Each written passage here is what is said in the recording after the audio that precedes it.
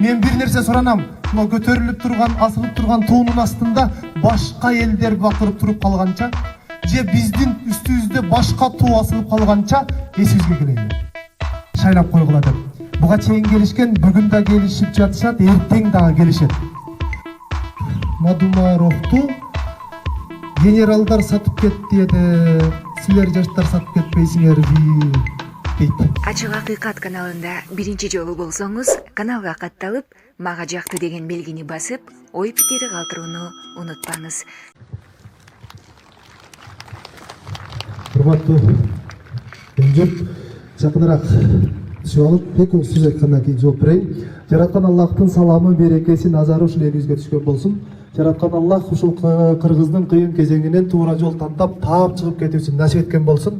Ар адашкан жолубузду мунусун да түзүп алган насип этсин. Эгер мунусун да түзүп алган болсо, Кудай кааласа, Кыргызстандын келечеги кең экендигине биз 100% ишенебиз. Сиздердин алдыңыздарга эки топтогу адамдар ар дайым шайлоого келет.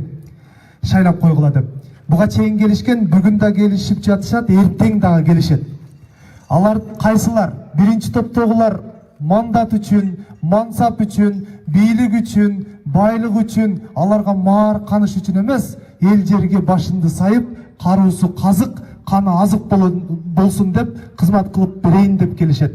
Экинчи топтогулар келишет. Мансапка, мандатка, байлыкка, бийликке жуулунгандар, алар убактылуу көздү коюп алдайт дагы 5 жыл шорубузду катырат. Биз аларды кантип айырмалайбыз? Алгачкы келгендер биринчи топтогулар, алар туруктуу, алар принципиалдуу, алар ар дайым кайталап кулак сөйкө, кулакка күмүш сырга катары илип, кайталап какшап жүрөт, айтат, бирок шайлабай калган болсоңуздар кайра шорубуз катат.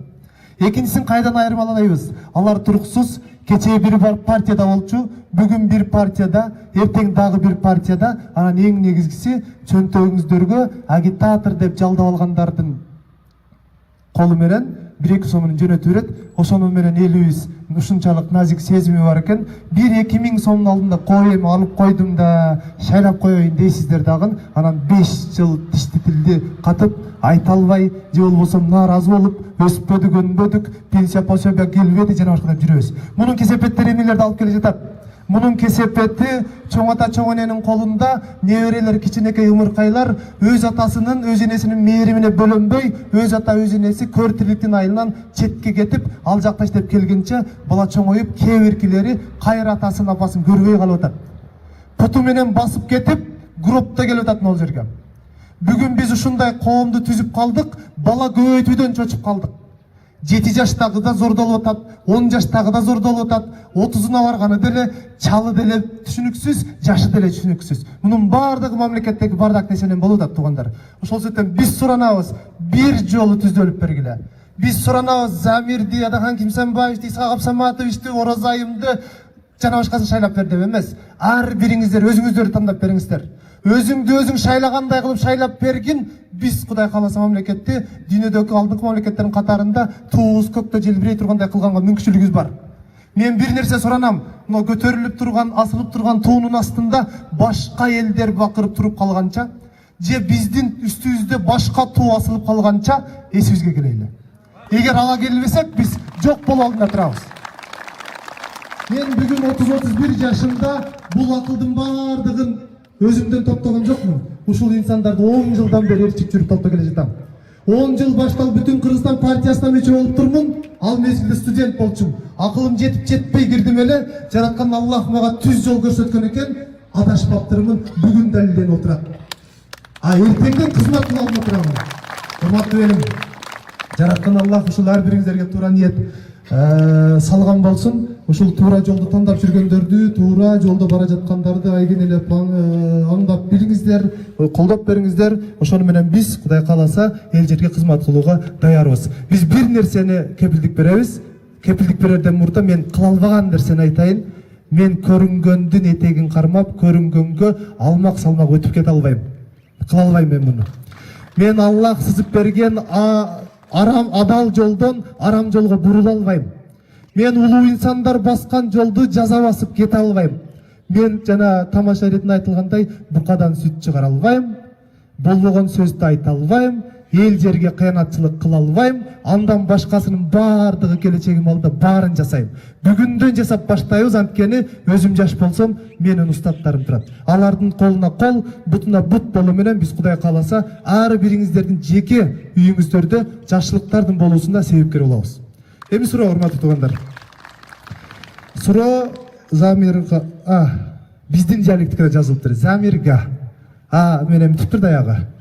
Замирга Мадумаровту генералдар сатып кетти эди, силер жаштар сатып кетпейсиңерби дейт.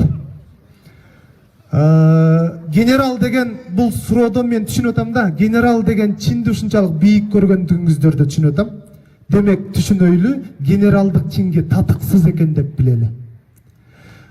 Биз жаштар сатпайбызбы деген жерде мен айтат элем, Аллах бизге адам, анан жигит деген наамды берди. Мен андан жаза басып кете албайм. Түшүндүңүздөр да. Экинчи суроо, Мадумаровду дайым каралап келет. Сиздин оюңуз, сенин оюң. Кандай деп жооп берсем экен? Жок деп дароо айтсам, туура эмес, каралашат десем, баары эле ушинтип жооп берет. Конкреттүү айта албайсыңар дешиңиздер мүмкүн. Ошого мен тескерисинче аракеттенип жооп берейин. Мен апамдын дагы көкүрөгүндө Батыр эне ордени бар. Мадумаров эмнеге жамандап каралап келишет? Коомдо кыргыз аялдарынын баркын көтөрүп, көкүрөгүнө Батыр эне деген орденди таккандыгы үчүн. Мадумаровду жамандап келишет, 11 салык төлөп, 1 салык төлөтүп койду деген үчүн жаман көрүшөт. Мадумаровду жамандашат эмнеге? Боюна бүткөн келин больницага учетко турса бекер турсун дегендиги үчүн каралашат. Ошол боюна бүткөн эсен аман 9 айга жетип төрөсө бекер төрөлсүн дегендиги үчүн жамандашат. Андан кийин төрөлгөн бала 5 жашка чейин мамлекеттин эсебинен бекер дарылансын дегендиги үчүн жамандашат. 5 жаштан 6 жашка чыгары менен 5-класска чейин бекер тамак менен ысык чайын ичип бир булочка жесин дегендиги үчүн жаман көрүшөт, жамандашат. Пенсия пособиялар макталай акча менен тийип, кемпир чалдар кудуңдап чайханага барып бир чыны ысык чайын ичип олтурсун деп акчалай бердиртип койгондугу үчүн жамандашат. Четке чыгып иштеп аткан биздин балдар кыздарыбыз ошол жакта кыргыздын машина айдаган айдоочулук көөлү менен права деп коебуз. Права менен Россиянын жарандарынан эч айырмасы жок, тоскоолдуксуз машинасын айдап жүрө берсин деген укук алып бергендиги үчүн жамандашат. Бизге окшогон улан кыздар алган диплому менен Россияда дагы эч бир кошумча дипломсуз эле Россияда окубай туруп иштей берсин дегендиги үчүн жамандашат. Анан экинчиси жанагы чек аралар боюнча айтышат го. Лейлек, Баткен 275 метр деп. Ошол жердеки тажиктердин арам колдоруна кыргыз кыз келиндердин ар жерин кармалатпай сактап калгандыгы үчүн жаман көрүшөт, жамандашат. Демек түшүндүк да ал жамандагандар кыргызга эмне деген ниети бар экендигин. Алар эмне деген жакшылык кылайын деп атканын түшүндүкпү? Бизге ошондой болуп калды. Эл жерге башын сайып, канжыга башын уруп кызмат кылам дегендерди жамандашат өмүр бою. Элдин канын сору ичип жеп аткандарды өздөрү мактап кечке фейктерин, троллдорун, ууруларын, бандиттерин, зектерин алып алып, аларды көкөлөтүшөт. Анан биз YouTube'дан көрүп алабыз дагы, ушул туура кылып атыптыр, айтып атат го баары эле дейт. Жок, алар 100 же 1000. Жамандагандар андан ашыкча 2000. Бирок карапайым эл Кыргызстанда 6 миллион. Кечээки эле шайлоодо мен эскертип, ар бир үйгө кирип, ынтымак айыл өкмөтүндө жүрдүм эле. Ошондо бир эжелер, энелер мага кичине сөз айтышты эле. Мына атасы өлдү, апасы өлдү, баласы өлдү. Мен 4-класста атаман калгам. Ким калбаптыр атасынан калбаган? Бул дүйнөдө ким өлбөптүр? Бүгүн биз бир үй бүлөнүн тагдырына кейип олтуруп, бүт Кыргызстан жок кылганы калдык. Келиңиздер, Кыргызстан бирөө, бизге берген мекен бирөө, көтөргөн туубуз бирөө, бейиштин төрүндө болгон мекенибиз бирөө, кызмат кылчу ул кыздар саналуу. Бактап калалы. Көз өткөндөн кийин Чубагаматтын жакшы элең, Элмириматтын кыйын элең деп ыйлагандан пайда жок. Ушул киши мен курагында менден 2-3 жаш кичүү мезгилинде деп айтып атат, чачы меникиндей кара, бетинде тириши жок, чындыкты чыркырап да айткан киши эле. Бүгүн сүрөттөрүнөн көрүп турасыз, чачын ак басты, бетин тырыш басты. Эмнеден? Сиздерди, элди жерди жакшы жолго баштайын деп жүрүп, өмүрүн ушул жолго сайды. Ушундай бир уул кыздар Кыргызстандын келечеги кең, уучубуз кур эмес, арттан уланат, биз шагирт болуп келе жатабыз. Көзү тирүү, алдыбызда да жүрөт, жасайм дагы 30 жашында кандай курч болсо дагы ошол дагы деле ошол бойдон аны айтылат, Аллах берди. Ийилчү жери кай жер экенин айтты, ийилбей турган жери кай жер экенин айтты. Экилүү сөз акыйкатка ийилет, акыйкатсыздыкка ийилбейт.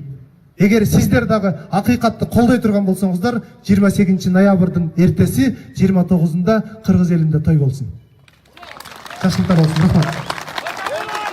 Дагы Замир Балабыз студенттердин зачеткаларында чөнтөгүңдүн замок ачылган эмеспи?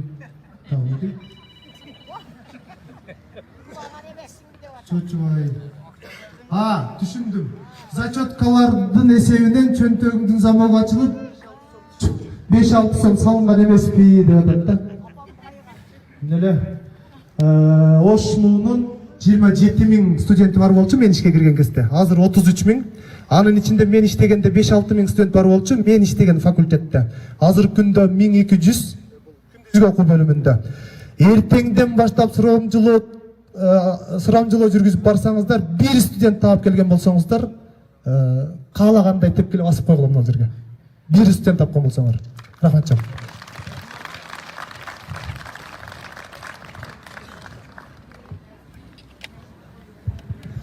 Рахмат. Эгерде ошол зачеткасы чөнтөк ачылып кеткен болгону бүтүн Кыргызстанга мүчө болуп кирбейт эле бул. Тескерисинче башкалардын чөнтөгүн ачып коюп, ошол жерде азыр декан болуп отурмак. Ушундай туура суроо берип атасыздар. Сиз элеп алыңыздар, элгеп алыңыздар, тандап алыңыздар. Ушундай суроолорду берген абдан туура болот. Ушул жүзү жарык болуп, элдин алдында, элдин көзүн тике карап тургандан өткөн байлык жок. Өткөн тарых, учурдагы саясий кырдаал, калктын баштан кечирип жаткан турмушу, булардын баарын жан дүйнөсү менен сезе билип, жүрөгүнөн өткөргөн Замирбек Шамшидин уулун эл тагдыры саясатка кадам таштоого түрттү. Далел менен айта турган болсок, учурда жана буга чейин өлкөнүн баштан кечирип жаткан оош кыйыш учурун кол шилтеп койбой, кан кайнаткан жагдайларды коомго жар салып жатты. Саясат мындай болбойт. Буну биз мынтип айтышыбыз керек, ачык эле, коркпой эле, түз эле. Кыргызстандагы ошол 1000-2000 бир топтордун бандиттик басып алуусу да айтышыбыз керек муну. Саясат бул 6 миллион элдин жыргал жашоосуну арыга карап жетелегенди саясат дейт. Шамшидин уулу саясат талаасында сая сүйлөп, өз позициясын таамай жеткирет. Буга жергиликтүү телеканалдарда берген маектерде, талкууларда айткан кептери далил. Өзү жаш экендигине карабай, бир топ тажрыйбасы ашып калган аттуу баштуулар менен тең ата талашка барып, өз пикирин жактай билген өжөрлүгү көпчүлүктүн купулуна толот десе болот. Болуш үчүн эптеп, декан болуш үчүн эптеп, ректор болуш үчүн эптеп, премьер болуш үчүн эптеп, ГКН болуш үчүн эптеп, аткаруу билген жетиш үчүн, өзүнүн бизнесин коргош үчүн эптеп үйүн заңгыратып салып, элдин үстүнөн митедей канын ичкендердин кызыкчылыгы ал. Ошол саясат сиз айтып аткан. Элдин оор тагдырын жоон териси менен сезе билген, элдин көйгөйүн көрө билгендиги үчүн көпчүлүк учурда курч пикирлери менен саясатчыларды сындап жүрдү. Анын сынга алган ачуу чындыгы көпчүлүктүн көңүлүн бурдуртту.